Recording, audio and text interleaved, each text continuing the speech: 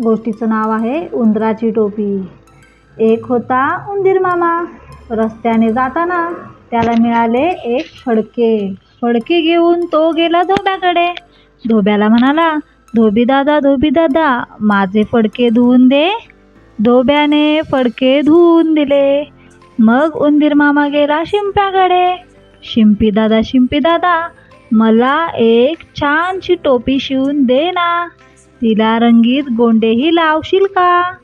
शिंपी म्हणाला, हो देतो की मग. शिंप्याने उंदीर मामाला टोपी शिवून दिली. उंदीर मामाने टोपी डोक्यावर घातली.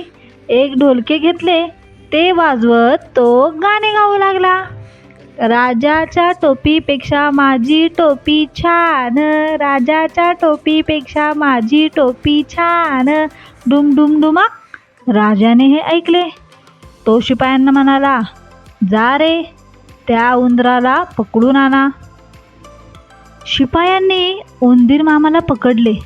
दरबारात आणले. त्याची टोपी काढून राजाकडे दिली. मग उंदीर मामा म्हणाला, राजा भिकारी माझी टोपी घेतली. राजा भिकारी माझी टोपी घेतली. डुम डुम डुमा.